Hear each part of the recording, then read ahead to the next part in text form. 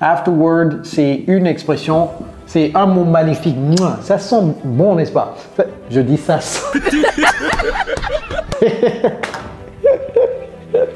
Est-ce que votre but, c'est de parler couramment l'anglais? Si la réponse c'est oui, vous avez nécessairement besoin des mots et expressions de transition, c'est-à-dire qui servent à passer d'une phrase à une autre. Par exemple, d'abord, ensuite, finalement, sans aucun doute, de façon similaire, néanmoins, cependant, etc. Ces mots sont extrêmement critiques dans votre parcours au bilinguisme. Et aujourd'hui, je vais vous donner 9 différentes catégories de mots et d'expressions de transition. Prenez vos carnets de notes. Nous allons apprendre énormément. All right, everybody, are you ready? Let's go then. Hello, everybody. It's Coach Joe, your English coach. So, without further ado, let's get started with the first one. Centre de gravité, on va le mettre ici. All right, so the first category show sequence and explain steps. Vous allez reconnaître certaines expressions et certains mots dans cette catégorie comme first, second, first, second, third, etc. Before, after. Écoutez, parce qu'il y a souvent des gens qui disent « Hey coach, il faut tout nous expliquer, il faut tout traduire en français. » Et je dis non. Des fois, c'est important pour vous d'aller faire des recherches parce que c'est comme ça que le cerveau retient l'information plus longtemps. Si je me mets à tout traduire, first, premier, second, deuxième, before, avant, after, après, le cerveau va dire « Ah, chaque fois que j'oublie, quelqu'un va me donner l'explication en français. » C'est pourquoi je préfère que les gens aillent faire des recherches. Je préfère vous apprendre à pêcher le poisson plutôt que de vous donner le poisson tout le temps. Donc, si je parle plus anglais, que je n'explique pas certaines de ces expressions, au moins sachez que c'est sur le tableau. Vous pouvez faire des recherches, ok? Very, very, very important. That is the best way to teach you. Cependant, il y aura certaines situations où je vais m'attarder un tout petit peu pour vous expliquer. Par exemple, after.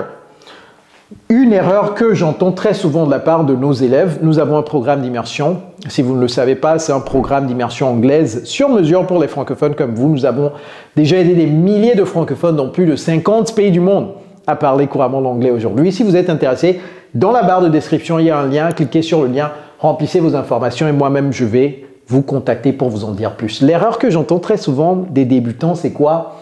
C'est j'ai fait ceci, après j'ai fait ça, après j'ai fait ça. Et ils disent I watched TV and after I showered and after I ate breakfast. Après, en anglais, ce n'est pas after, mais c'est after that. Mettez un that après. Dans ces phrases que je viens de faire, mettez toujours un that, ok? C'est après ça, après si, etc. Then, ensuite, c'est then. Afterward, afterward. Afterward, c'est une expression, c'est un mot magnifique. Ça sent bon, n'est-ce pas? Je dis ça.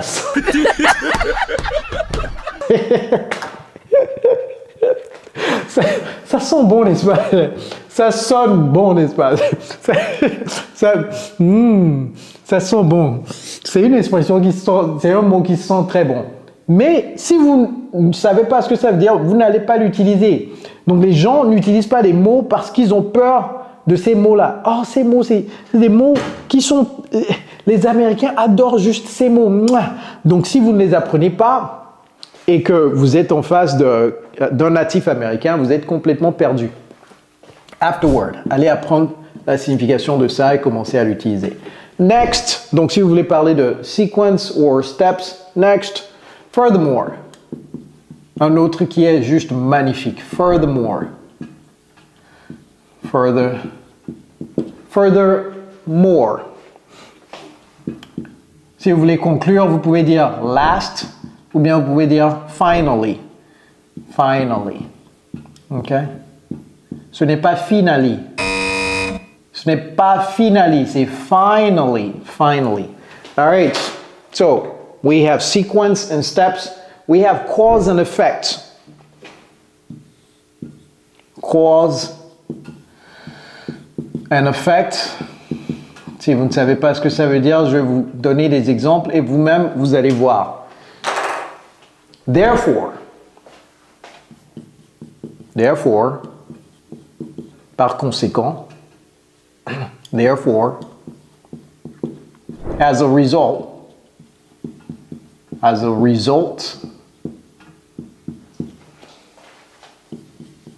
thus c'est ainsi. So, since. Alors, since, à ne pas confondre avec depuis. Parce que since peut signifier depuis. Je vis en France. Et pourquoi je dis toujours France? On va choisir un autre pays. Je vis en RDC. Nous avons beaucoup d'étudiants en RDC. Je vis en RDC depuis 2015. C'est I have been living, okay, present perfect progressive, in DRC, Democratic Republic of Congo, since 2015. Mais ici, ce n'est pas depuis. C'est quoi? C'est puisque. Puisque tu ne viens plus, since you're not coming anymore, etc. Complétez la phrase, ok?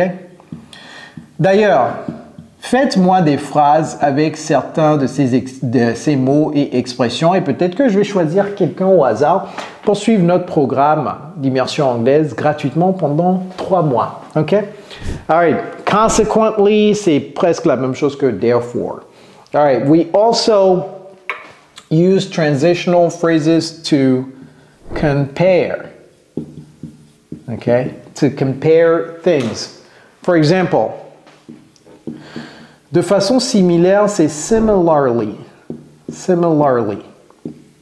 Si quelqu'un vous dit que, oh, je vous souhaite de passer une bonne journée, likewise. Likewise, ça veut dire, je vous souhaite également de passer une bonne journée. Okay? Likewise. Likewise, commencez à l'utiliser. Very, very good expression, okay? We also use it for contrast. Okay, we also use it for contrast. Contrast, ça veut dire quoi? Contraste en français. For example, however, vous dites quelque chose et vous dites, cependant, however, okay? Ou bien néanmoins, comment dit-on néanmoins? Ça commence par jamais, never, mais ça change en cours de route. Nevertheless. 2 S. Nevertheless. Un seul mot, ok? Nevertheless. On the one hand, et on the other hand,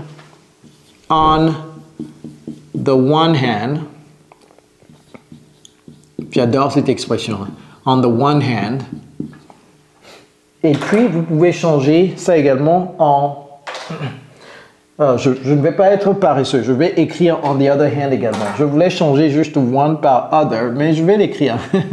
On the other hand. On the other hand. Donc, vous dites quelque chose et vous faites une phrase qui accepte ce que la personne a dit. Et ensuite, vous faites une autre phrase qui contraste avec ça. On the one hand, I believe that what you're saying is true. But on the other hand, we can also argue that, if we consider the market this way, then what you're saying may not necessarily be true. Vous voyez? Donc, j'ai contrasté les deux propositions. J'ai d'abord dit proposition grammaticale. Ici, je parle de grammaire. Je ne parle pas de suggestion comme proposition. Mais j'ai contrasté les deux phrases. J'ai dit, d'abord, d'un côté, on peut penser que on peut affirmer que ce que vous dites est vrai, mais de l'autre côté, ou bien d'une part et de l'autre part. Okay? So, the contrast. Very, very important. Despite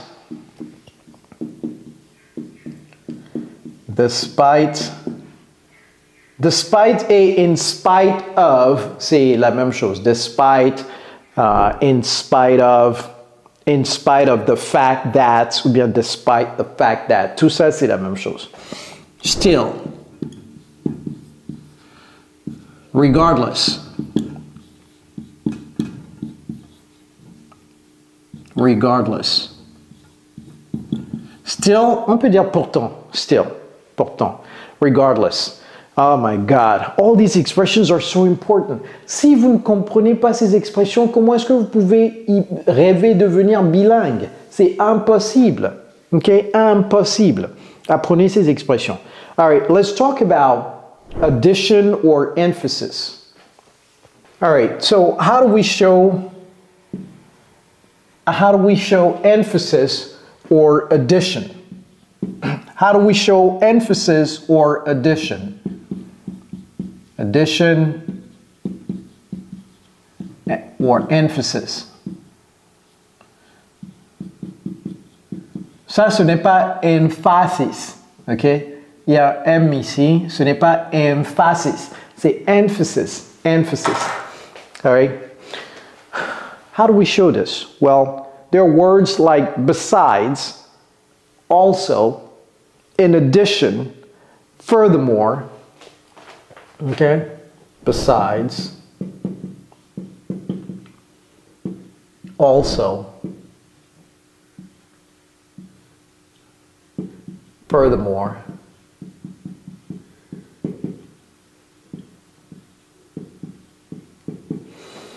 besides, avec un S. N'oubliez pas le S, c'est très important parce que si vous enlevez le S, ça signifie quelque chose d'autre, c'est-à-dire à côté de. OK? In addition.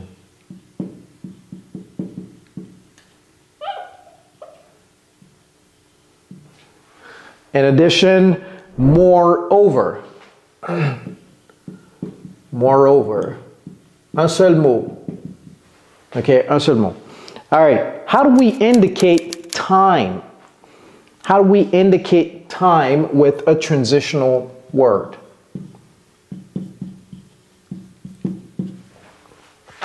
Well, we have different words, different expressions. Before.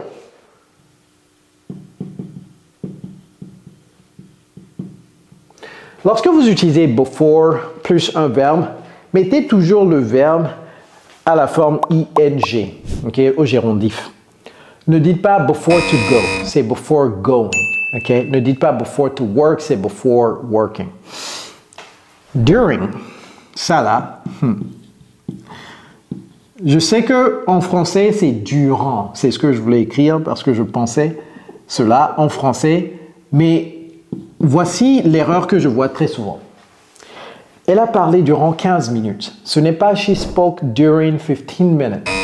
C'est she spoke for 15 minutes. Donc si vous parlez de durée de temps, c'est for. Si vous parlez d'une période de temps, c'est during. Par exemple, durant les vacances, j'ai beaucoup surfé. I surfed a lot during my vacation. All right? Very, very important. Until. By. Jusqu'à, mais ça c'est by, d'ici l'heure que vous avez dit, by Monday. I need it by Monday. J'ai besoin de ça d'ici le lundi. While, after,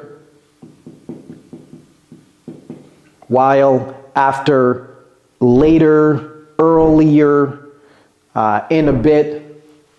Aucun de nos étudiants utilise ça. Je me demande pourquoi. In a bit, c'est juste dans quelques instants. In a bit. I will do it in a bit. Commencez à l'utiliser. In a bit. 3 mots. C'est ça qu'on appelle phrases. Phrases, c'est pas phrase, hein? C'est expression. OK? J'espère que vous apprenez énormément. All right. How do we generalize things? To generalize things, we use expressions like, well, let me write generalize. Mine de rien, c'est pas facile à prononcer. Generalize. Generalize, lorsque vous voulez dire, well, typiquement, ou bien de façon générale ou généralement, etc. Donc, ça, c'est pas usually, c'est usually. Usually, ok? Usually. Generally, generally, ou bien in general. In general. In general. Typically,